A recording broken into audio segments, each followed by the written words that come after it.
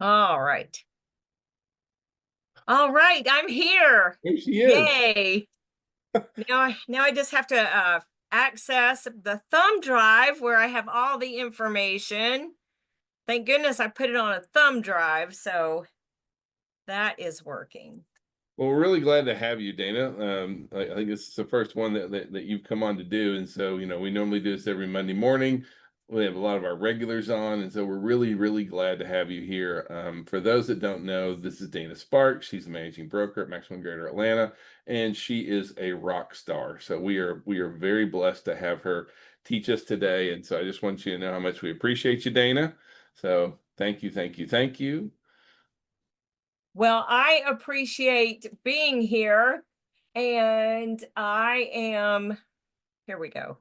I'm so honored to be here, and I'm really excited to teach this class or this little mastermind about repairs. Repairs are such a crazy, crazy, crazy issue. And as a broker, is this all, well, just in general, as a broker, having to deal with repair issues, deals falling apart, walk through day before closing. It is definitely a trying issue, and these issues can kill the deal at the last minute. And what we want to do is try to prevent that from happening. And so I'm really excited, Alan and Ming. Thank you so much for inviting me to participate in this mastermind to help agents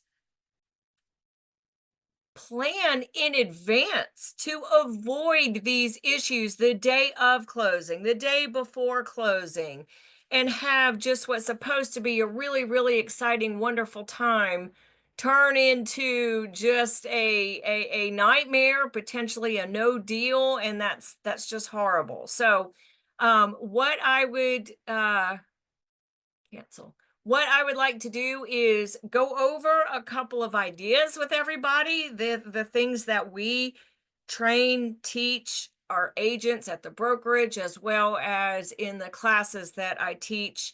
And then I'd love to field any questions. Does that work? Works great here. Okay. We're So all ears. let me make this big, and then let me share so am I hostess with the mostess? You shouldn't. You're on as a co-host. But if I need to make you host, I will. Okay, But let me see if I you can should be share able my to. screen, and then let's see if all right. Can you guys all see my screen? Special stipulations to consider. We go. All right, let me make this a little bit bigger, and then I'm going to cover everything.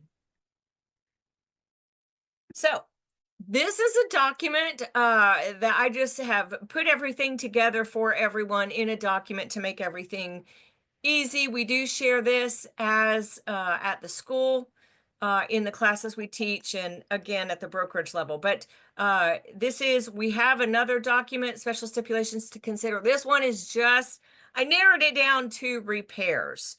And so bear with me, I'm on a computer I have not used in a while. So we're going to start at the beginning, and we're going to start with due diligence, because that's where you start when you're working with a buyer before repairs ever become an issue. First, you have to have a contract that's subject to a due diligence period. So what does that mean? A due diligence period means that a seller gives the buyer the opportunity or the option, it's called an option contract, the option to terminate a contract within a certain time frame for any or no reason. So this is a really, really special time frame for both buyer and seller. Why? Well, this is the time frame for a buyer to do everything a buyer needs to do to help them make the decision. Are they going to go through with the deal, or are they going to terminate and get their earnest money back and go find another property? So there's all kinds of things a buyer can do. They can have the home inspected. They can have the roof inspected. They can check it out for termites. They can check the zoning. They can check and make sure they can get hazard insurance. They can check the commute to work. They can see, look on Google Earth and see if they're building a nuclear power plant behind the cedar cypress trees. They can make sure it's in the correct school district. Our school districts change all the time. They can check and make sure they like it, their significant other likes it, their family likes it. They can make sure their loan's going to go through. There's some other protections for the loan, as we know, but there are all types of things that a buyer does during this time frame. One of them is a home inspection to see what's going on with the property itself. Now, before I go on to that, this is an important time for a seller too. Termination rights with refund of earnest money is only a buyer option. A seller has no termination rights. However, a seller does have incentive during this time frame. The seller has incentive for the buyer to want to go through with the deal. After all, they went under contract with this buyer, so they want to see it through to the end.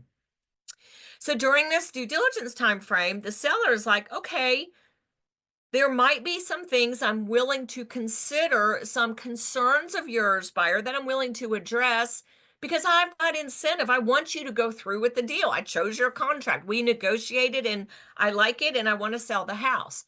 So on the seller side, we've got incentive. I want you to remember that. I'm going to come back to that. On the buyer side, they're checking it out to see if they're going to option to go through with it or option to terminate and get their earnest money back.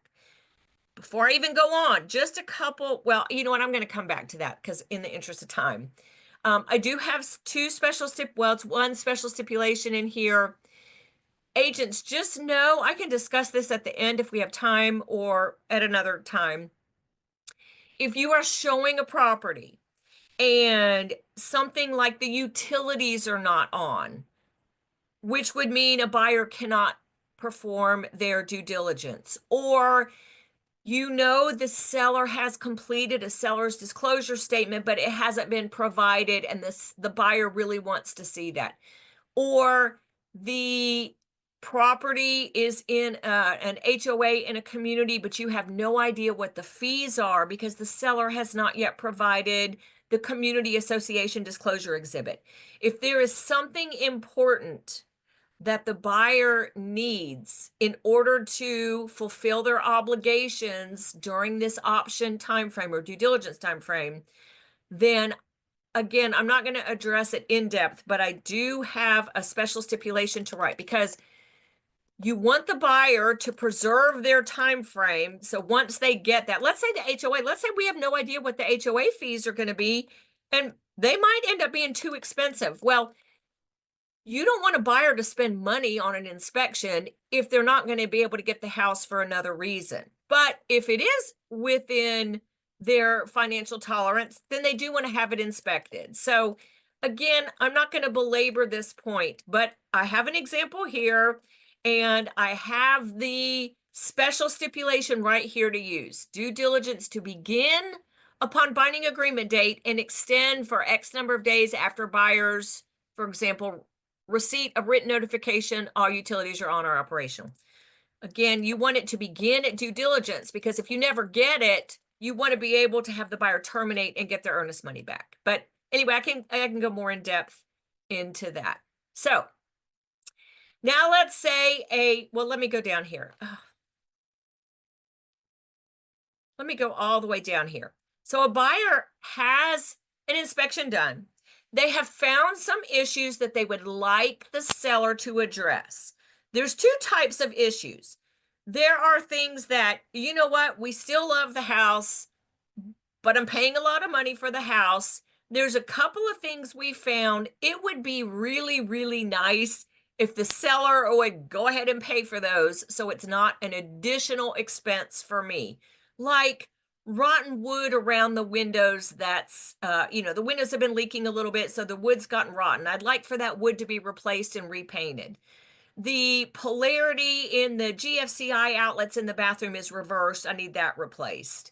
There is a couple of, there's a bedroom, one of the bedrooms where it is painted fuchsia hot pink, and I really would like for you guys to paint that neutral.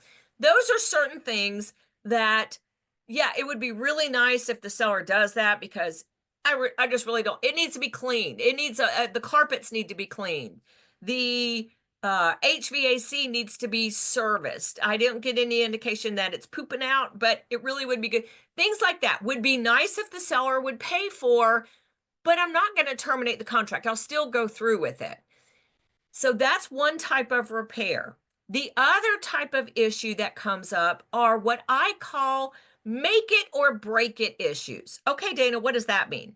Those are issues that if the seller does not pay for those things, I can't afford it. I cannot purchase this home because I do not have the money or I can't get it through the loan.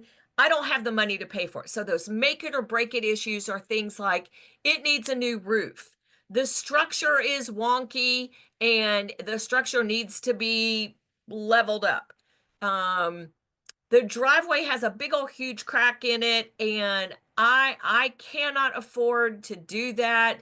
It needs to be fixed. It needs a new HVAC system. I can't afford that. I can't do that. So those are the two types of repairs, just general repairs. It would be nice if the seller paid for, and make it or break it issues. I'm going to come back to that, but I just want you to understand what kinds of things we deal with on an amendment to address concerns. So while we're here on this amendment, I want you to know two things built in, pre-printed, and I have them underlined for you. This is the only amendment in the GAR, Georgia Association of Realtors contract package, that has a built-in time limit. What do you mean, Dana? Well, it's written right there in the first paragraph. This amendment is intended to set forth an agreement between the parties relative to concerns raised by a buyer during the due diligence period.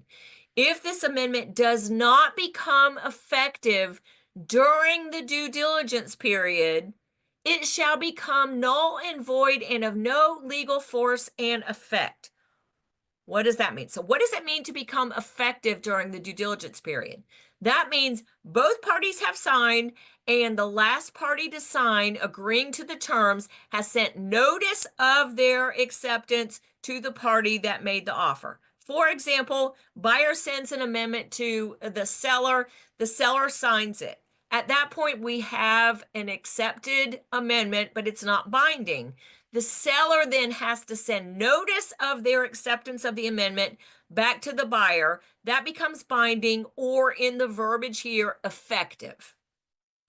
Now, it says if we don't get that before the end of the due diligence period, which was negotiated in the purchase and sale agreement, then it becomes null and void and of no legal force and effect. In other words, let's say the buyer sends it to the seller. Let's say the seller signs it, but doesn't agree or doesn't send it back to the buyer until after their due diligence period has expired.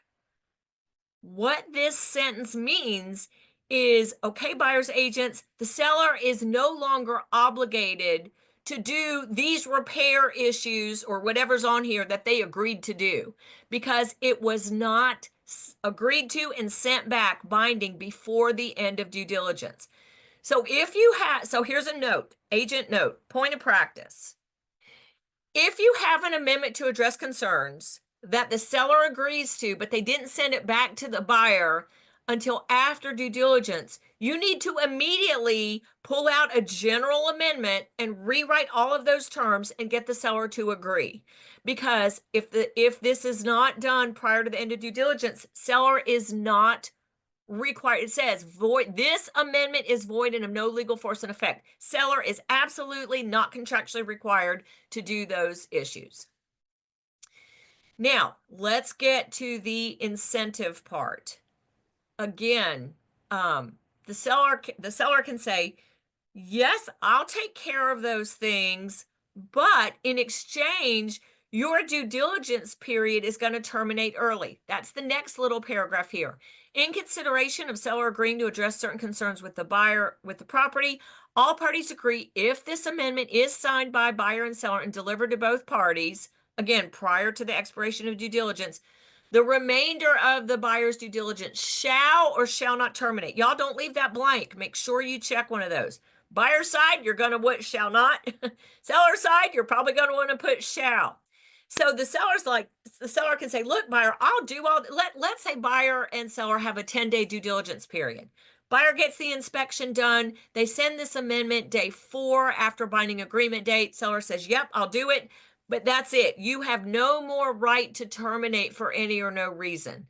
So the seller can, buyer and seller can negotiate if the due diligence periods ends with the seller agreeing to fulfill all those responsibilities. Now, let's go back here. So again, you're like, why would a seller do anything? Well, even if a seller is saying, I'm selling it as is, well, there are certain things a seller doesn't consider. Like, yeah, you know what? I'll have the carpets cleaned. That's not, I was going to do that anyway. So, or no problem to replace that wood and paint it. That's not a big deal. So there's certain things, buyer's agents and listing agents, a seller might say, I'm selling it as is, that they just aren't, when they sign the listing agreement, they might not even be thinking about little things that, well, of course I'll do that. That's not a big deal. So don't get upset. So listing agents, don't get upset, and tell your sellers not to get upset when a buyer sends an amendment. They're just asking. It never hurts to ask. The seller can always say no. Oh, one more thing before I move on. If a buyer and a seller are negotiating through this amendment and you're getting close to the end of your due diligence time frame, an open amendment that you're negotiating does not extend the due diligence time frame. Your due diligence is a drop dead time frame. So if it's little things the buyer doesn't mind, the buyer still wants the house, but just would have been nice, don't terminate and have the buyer go through with it. If it is a make it or break it issue, and you're coming to the end of your due diligence period, remember, make it or break it issue, the buyer cannot afford to go through with this home. And if the seller doesn't pay for it, for example, a new roof, new HVAC, then buyer's agents, you need to protect your buyers. GAR has a special stipulation number 302. Make sure to use, it was revised in 2025. Make sure to use the revised version. I'm going to read it to you.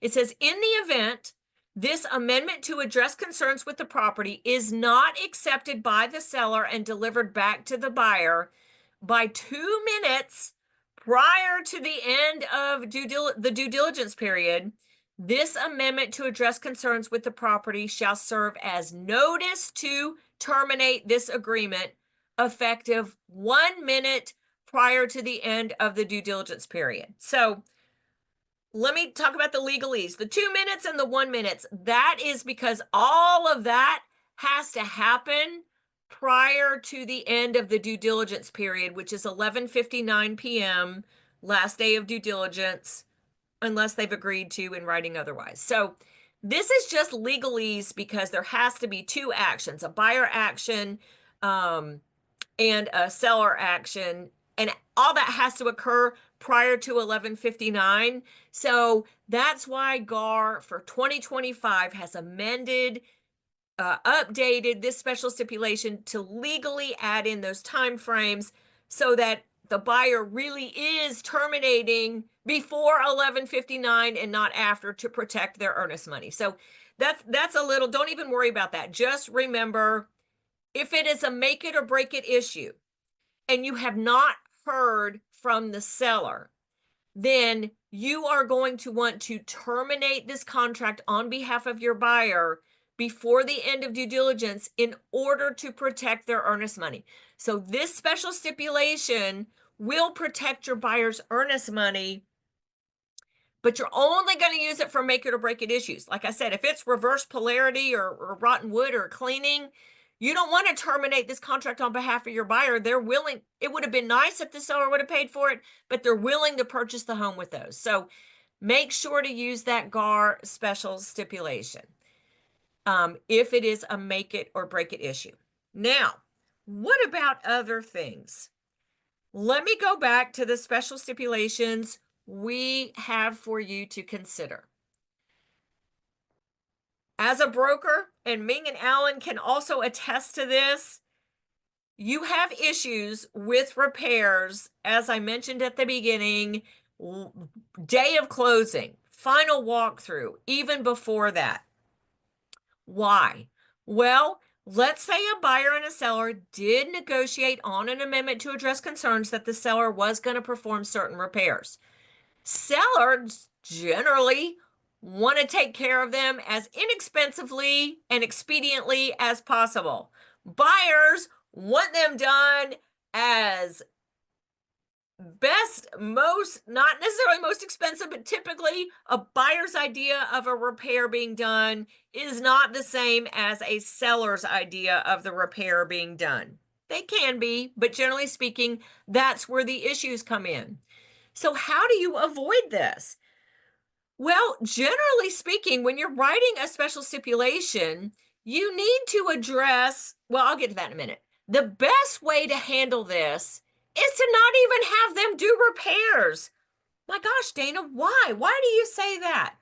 Well, because of what I just said. Usually the repairs done are fine for the seller. They're leaving the house anyway, but not good enough for a buyer, and you have issues. So the best way by far to handle any repair items is for a seller to pay for them at closing by paying a specific vendor. So here's the special stipulation. At closing, from seller's proceeds, seller to pay ABC HVAC company, whatever, the name of the vendor, X amount of dollars. Why is this the best way? Well, here are the reasons below. Number one, the seller is not responsible for doing any of the repairs. So you are not going to get any of the issues. It's not good enough. It's not done well enough. It was never done. You had your brother do it, not a professional perform that repair. Second, for the seller doesn't have to come out of pocket. The seller doesn't have to pay for it until closing from their proceeds. This buyer may not close. So that's a definite benefit, listing agents, to the seller. You don't have to pay for something that, if this contract falls through and you get another contract, might not be an issue in another contract. Buyer side, what's the benefit to you? Well, buyers, you have decision over the vendor that's going to perform that repair. You may hire whomever you choose. Buyer, you can schedule the work at your convenience when it fits your schedule. Buyer, you get all the warranties in your name. Buyer, let's say, I don't know, let's say whatever it is, the seller agreed to pay for, let's say it's a pool pump. Let's say it's a swimming pool, and the seller agreed to pay Pools R Us $1,000 to replace the pool pump. Okay, buyers, you can hire that. Say you're choosing the pool company. Well, you can say, okay, guess what? While you're here, I also need the saltwater tanks redone. I want it cleaned. I want it shocked. I want blah, blah, blah. Well, buyers, you can add on additional work for that pool company. You already have a check made payable to that pool company that you chose for the motor issue, but you can add on whatever additional work you want. And for both parties, guess what? It does not impact the loan. It is not a financial contribution from a seller to a buyer, because various loans, a buyer can only receive a top dollar amount. There is a cap on the amount of financial contribution a buyer can receive from any outside source, sellers, agents, commission, rebate, all those kinds of things. So this stipulation doesn't even impact a buyer's loan. The lender, it doesn't impact the lender at all. So again, what happens? You figure out the repairs. Buyer's agents, you're going to get with your buyer and come up with some vendors and get some estimates, and then so you your buyer has to get some work done within that before the end of due diligence. And on the amendment to address concerns, or actually it could be on a general amendment too, you would add at closing from seller's proceeds, seller to pay whatever vendor X amount of dollars. That is by far, you avoid all the arguments, and for all of the reasons I elucidated here, that is by far the best way to handle repair issues. You could also come down in sale price, but that impacts compensation, and that, depending on how far you are in the loan process, that could make it go back through underwriting. You could have the seller make a contribution to buyer's closing costs.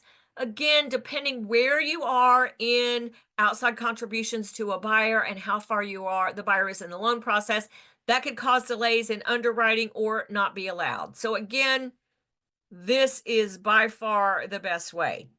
But let's say the repairs have to be done. Well, let's look at a couple of other special stipulations to handle that.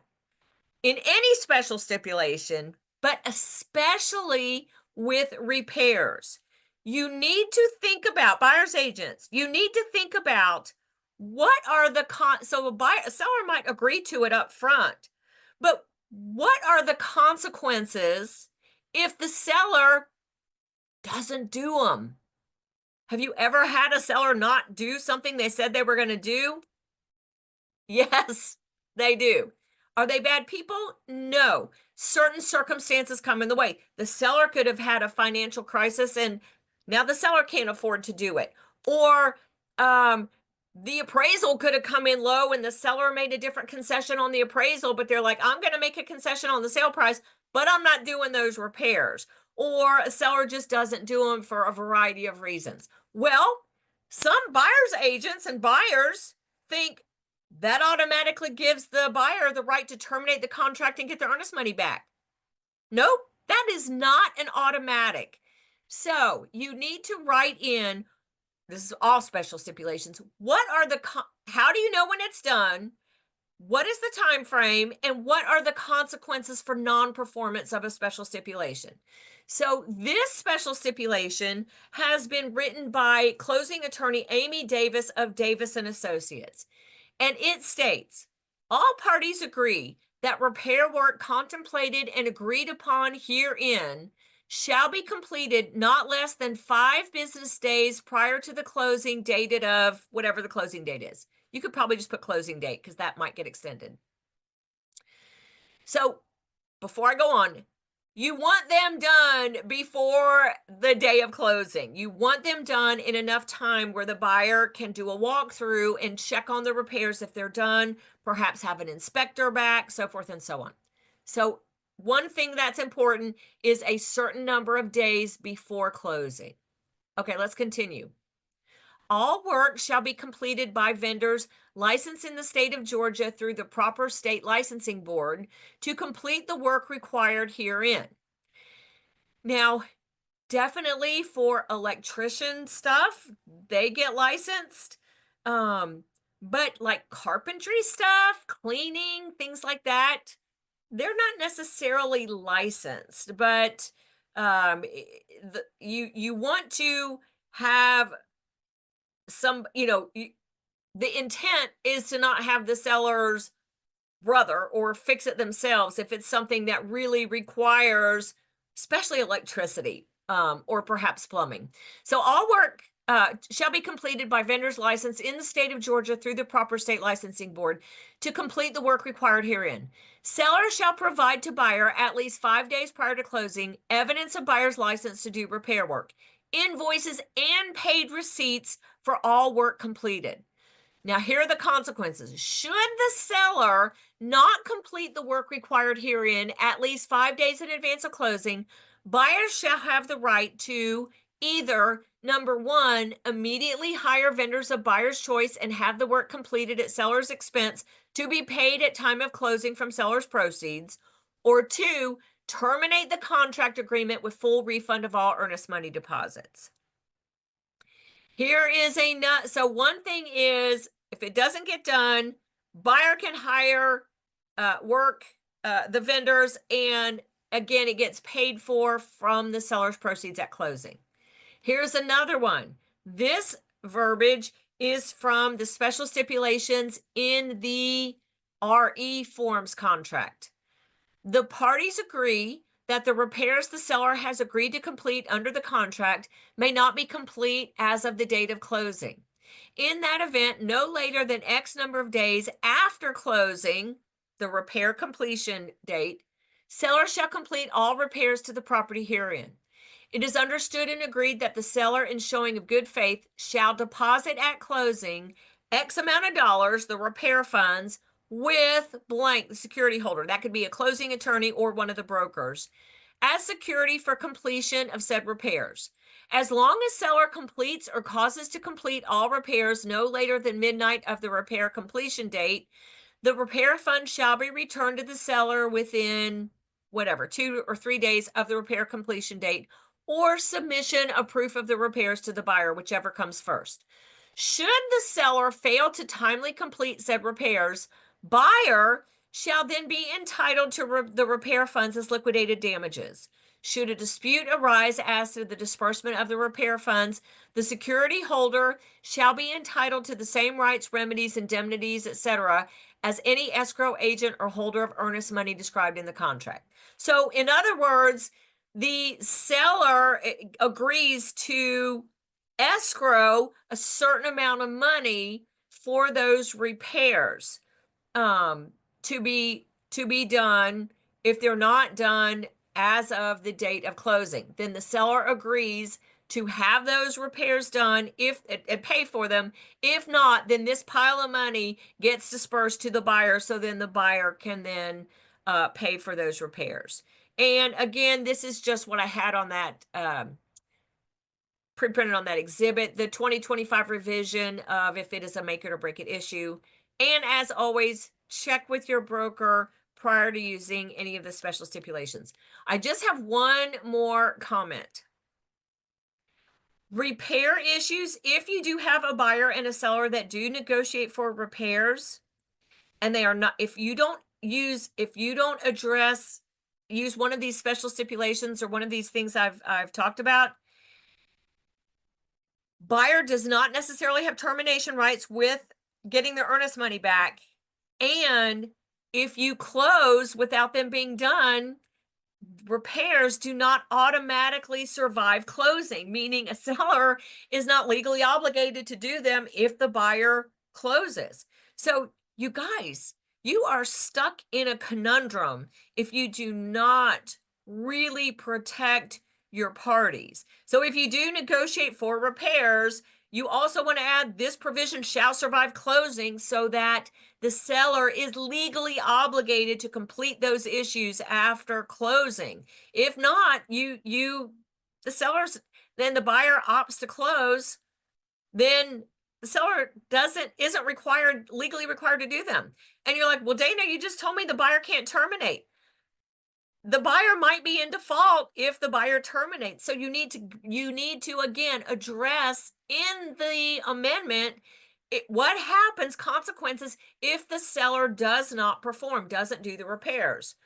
Termination rights with a refund of earnest money, escrowing money, or like I say, it is by far best to handle it financially and not even address the repair issues in and of themselves.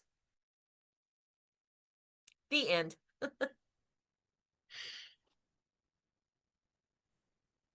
Awesome. Anyone have a question for Dana? Because I can tell you right now, it's not a problem until it becomes a problem. And especially when you start at the last minute, the buyer's not happy and they're looking at you like, fix it.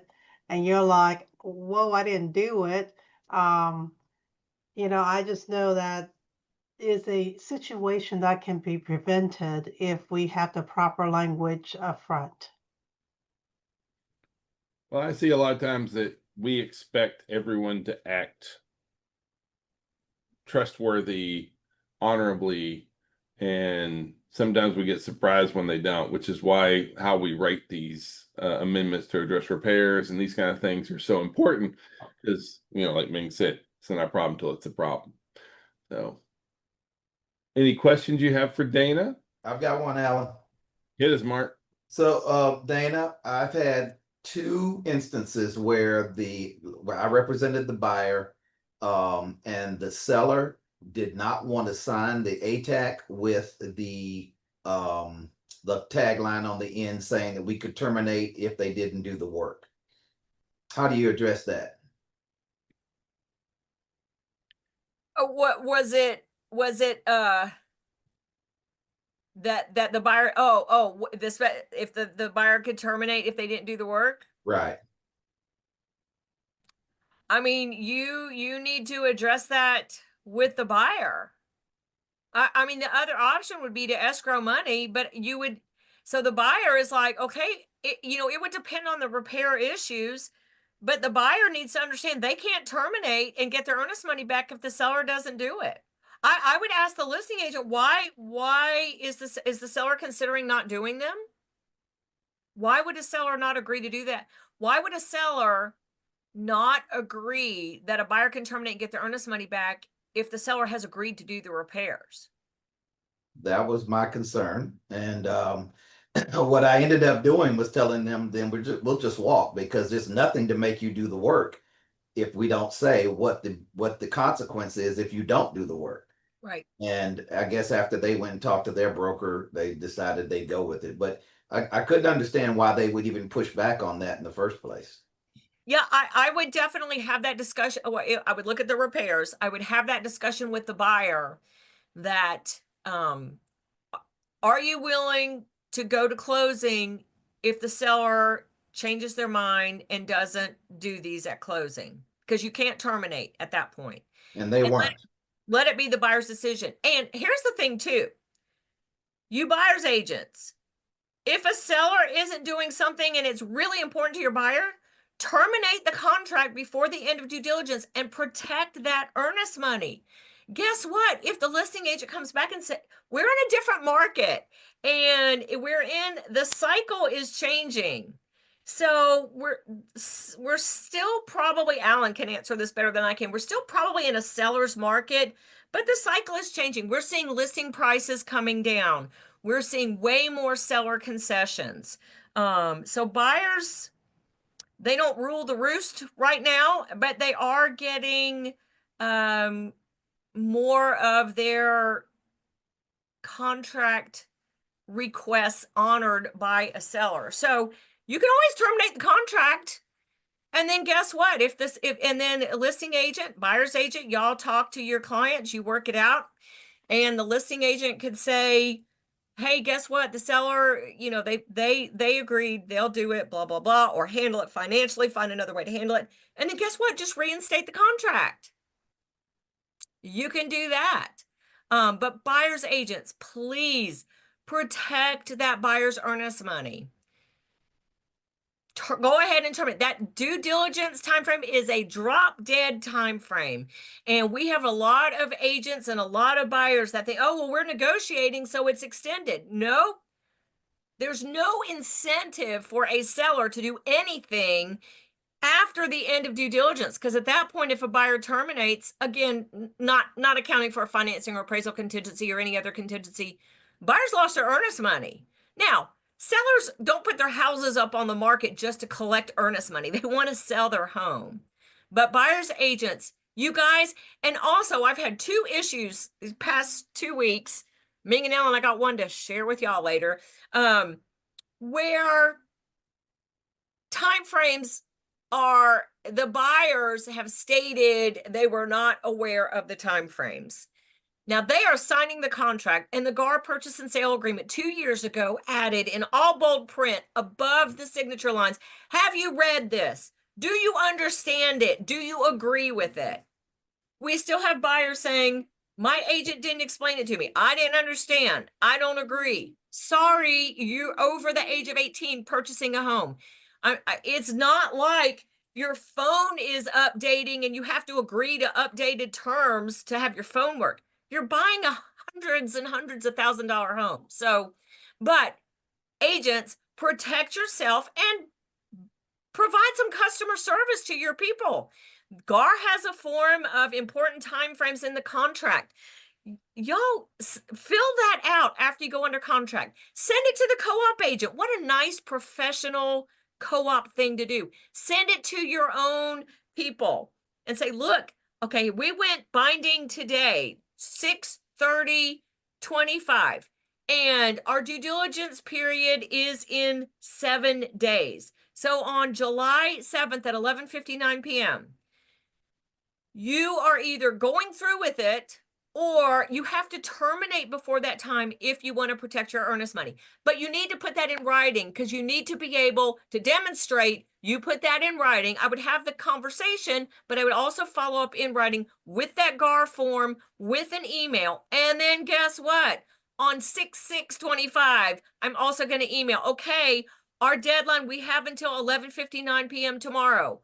What do you want to do? Have you checked out everything? Have you checked out hazard insurance? Have you checked out if you need flood insurance? Have you checked out the zoning? Have you driven the commute? Have you gotten up and gone to that place at 7 a.m. and you try to make a left turn across traffic with no red light? It takes you 45 minutes to get out of the subdivision to get to work. Those kinds of things. Those are the things, as well as, and in this situation, Mark, it would be, okay, the seller's not willing to agree that you can terminate, get their earnest money back. I don't know what that means. I don't know what's going on in their head. They agreed to it now, but are you willing right now? Yes, it would be nice if the seller pays for those, if the seller does those repairs. If the seller does not do those repairs, are you willing to still close? Because you cannot terminate. If not, we need to terminate before the end of due diligence. So those are the conversations you agents need to have with your people before the time, especially before the end of due diligence. Yep. We had a question asked, what was the name of that document? It's F-264, reminder of important dates on there. I also find that sometimes we think, we've had buyer's agents tell us before, well, I sent over the amendment before midnight. All parties have to sign. Just because you as a buyer's agent sends over an amendment to address repairs, if the seller doesn't sign off, you haven't done anything, right? It's just like that doesn't count. We have to get it back and get it binding. And Yeah. then, yeah, I was just gonna say, it's not only a seller agreeing, you guys, amendments, they work just like purchase and sale agreements. It's notice of acceptance. It has to be signed and sent back. And I just did a video tip on this. I've got a whole separate YouTube channel, Real Estate Made Crystal Clear, just like Ming and Alan have Real Estate Backstory. And I just did a video on this that completely lost my train of thought. Oh, that amendments don't have time limits. You need to add one in, or you need to withdraw an amendment before it is binding. But an amendment where the terms are binding upon the parties, it works the same way as offers and counter offers. And somebody asked for the handout. I just put the PDF in the chat, and I'll also email it to Ming and Alan. But you guys can download that from the chat, that verbiage that I used. But go ahead, Alan. Oh, Morning, no, Max Gordon. Partner, I'm so sorry. I have already uploaded reference section. Is under contract tips. So for our agents, it's up there already. Thank you, Dana, for sharing that always. And the only thing I do want to point out, so I just had experience with a agent who's been in business for about 20 years or more. So I had an ATAC as well. And one of the language I basically stipulate, if this ATAC is not accepted 1 minute prior to expiration of due diligence period, this ATAC serve as a unilateral TNR. So the agent was trying to get smart with me and down the road, and while we negotiated initially after the due diligence period, and then she decided after about a day, she said, well, we're not going to do anything right now. We're going to retract our offer to do the repairs because we just want to move forward since you guys are past your due diligence period. And I've quickly reminded her that I had a language in there that the ATAC serve as a unilateral TNR, so she can pull that trick on me.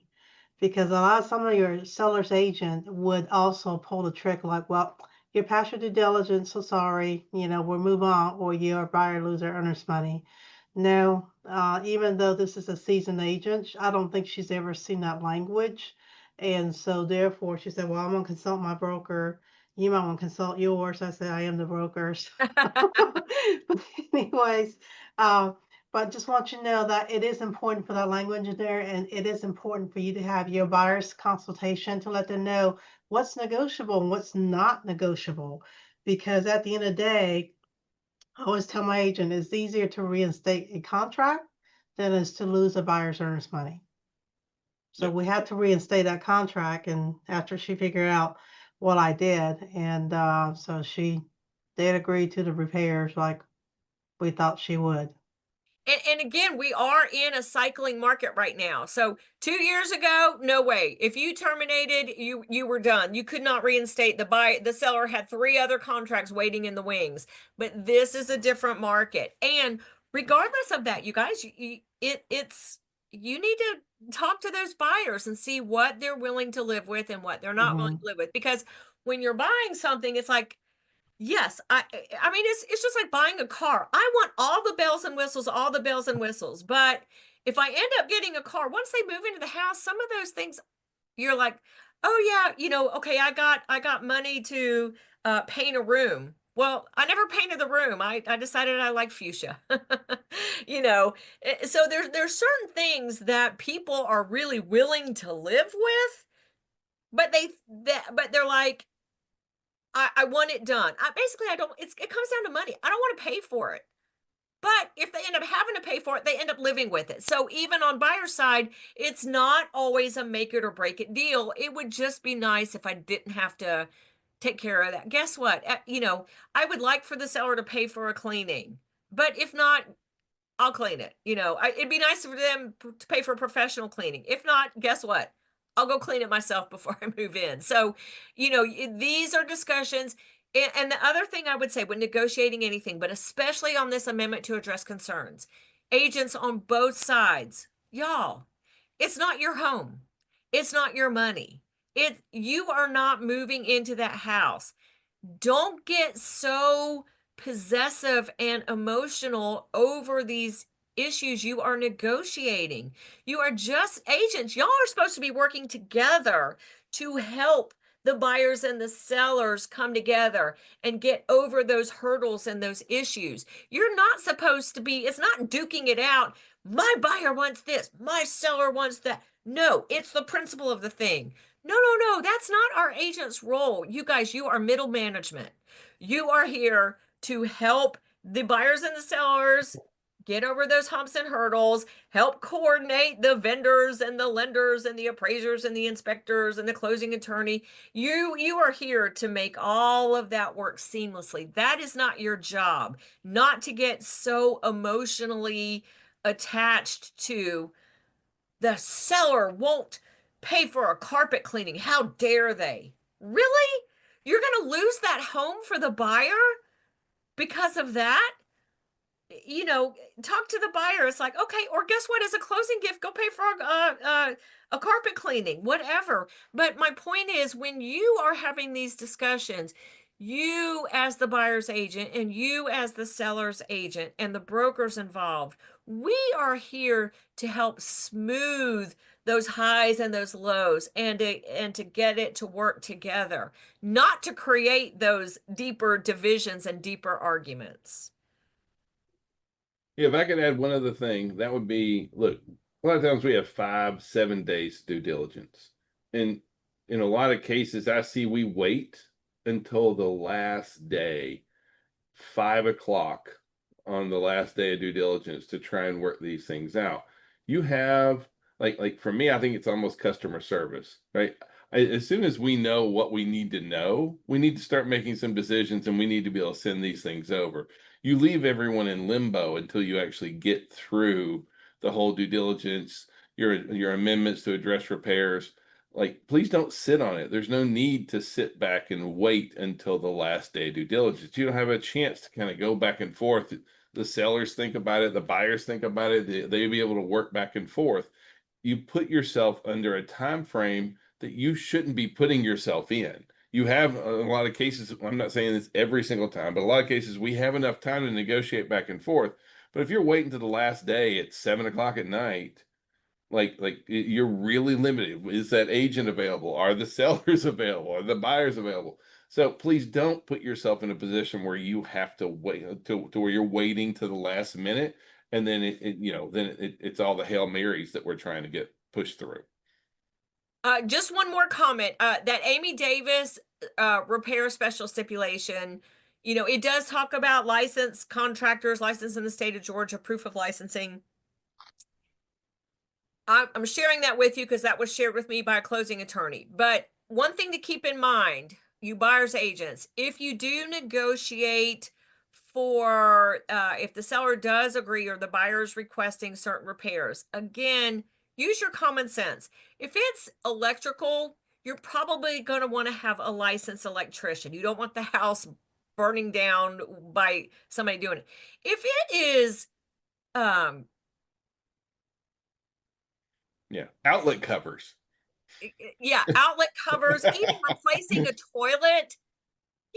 I can replace a toilet. You just have to get the wax ring. I need help with my husband to hold it. I can't hold it and do it at the same time. But, that's a DIY homeowner type thing that you can do. You don't need a licensed plumber to replace a toilet. Carpentry work, like, hey, the railing on the stairs needs to be secured. A homeowner can do that. Shoring up the deck, probably want a deck company. Now again, use your common sense. Deck company, fence company, you don't get a license to be a fencing company. But so you wouldn't ask for a license in Georgia for a fencing company to replace a couple of the missing boards in a fence. But you would ask something like a fencing company whose business I can readily find on Google. Something like that to prove it's an actual company. And listing agents, let's say your homeowner is a master carpenter or works for a fencing company, and listing agents say, hey, look, the homeowner works for a fencing company. He can do it himself. Great. So use some common sense. These are the kinds of things that, don't get so emotional and so strict. Guess what? If something needs to be repainted, I can repaint it. You know what I mean? Like if it's, I don't know. I'm just saying, use some common sense that not every vendor to do any concerns with house needs to be licensed. If it's something electrical, probably I want somebody licensed. HVAC work, I probably want someone, I don't even know if you need a license to do HVAC work, but again, a company, and that would be a company I can readily find in Google, because that way it's you might not have heard of the company. It could be a small company, but it's a real company, not just somebody's brother, and you can create a fake invoice with Microsoft Word. So those are the kinds of things. Use some common sense that, yeah, it's fine if the seller does it, like clean. Okay, if it's not a deep cleaning, just clean the house. So just things like that you want to use some common sense about. Yeah. Anybody got other questions for Dana, or for any of us, really? Davis asked again, what's the GAR form again? You want to type it in the chat? F-264. I'll type it. Okay. That's a reminder of important dates. You guys, that is, I teach also, or encourage that you guys, once you go under contract, fill that out. And you'll see, if you've never looked at that form, it's a great form. It has binding agreement date, due diligence. So what date is that? All the contingencies, so forth and so on. Fill that out. Keep a copy for yourself so you keep on track. Send it to the person with whom you're working, your buyer or your seller. And guess what, y'all? Send it to your co-op agent. Can you imagine receiving that from the other agent? Hey, I just did a courtesy. I just wanted to share this with you so we're all on the same page. You guys, real estate's really an interesting field. When you think about, I represent the buyer, I represent the seller, but it's not antithetical. You're not on opposite sides. It's really interesting because we're all working towards the same goal. So agents and brokers, we're working towards the same thing. So be on the same side. Go ahead and provide customer service to your co-op agent. What a nice thing. Oh my gosh, that's so awesome. Thank you. And let me tell you something. If you go into every transaction with the mindset that your co-op agent is your client just as much as your buyer and your seller, I guarantee you're going to have a smoother deal.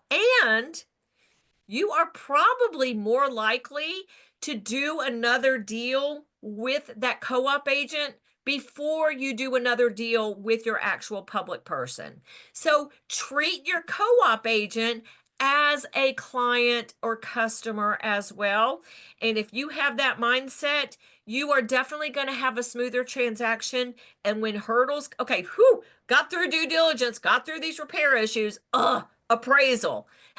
You're going to have a much better time of working together, cooperating to get the buyers and the sellers what they really want, which is the buyer to buy the house and the seller to sell the house. Perfect. Well, thank you Bingo. so much, Dana. We appreciate taking the time out this morning and going with our agents and Greater Atlanta, all across, and go over this and the importance of repairs so our client does not suffer as a consequence. So we appreciate you always. All right, guys. Thanks so much. Have a great week. If we can be of any service, please call, text, smoke signals. We'll answer it all. So bye, guys. We love y'all. Thank you. Bye. Thank you again, Dana. Take Everybody. care. Bye. If you like that video, check out the one here. If you like the content on this entire channel, please click here to subscribe. I try to take even the most complicated of real estate situations and make them crystal clear. See what I did there? Real estate made crystal clear. Thank you guys so much for watching.